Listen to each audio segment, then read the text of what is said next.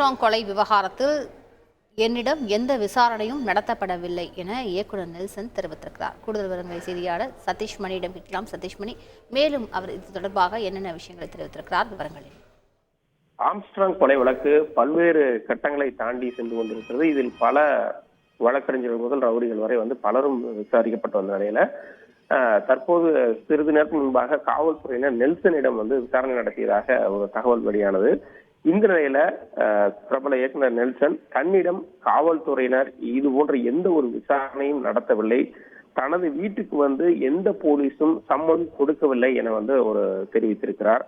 அதே போல அவரோட வாழ்நாள்ல இதுவரைக்கும் போலீசார்ட்ட தொலைபேசியோ இல்ல நேர்லயோ கூட யாருமே எந்த போலீஸுமே கூப்பிட்டதில்லை அப்படிங்கிறதையும் நெல்சன் தெரிவிச்சிருக்கிறார்.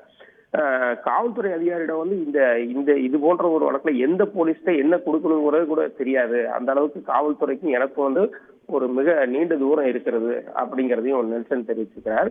ஏற்கனவே இந்த சம்பவத்துல அவருடைய மனைவி விசாரிக்கப்பட்டு வந்த நிலையில அவரிடம் விசாரிக்கப்பட்டதா தகவல் வெளியான நிலையில நெல்சன் அதற்கு போன்ற எந்த ஒரு சம்பவம் நடக்கவில்லை, என்னிடம் யாரும் விசாரணை நடத்தவில்லை, எனக்கு சம்மனும் கொடுக்கப்படவில்லை என்பதை நெல்சன் அவரது தரப்பிலிருந்து தெளிவாக தெரிவிக்கப்பட்டிருக்கிறது.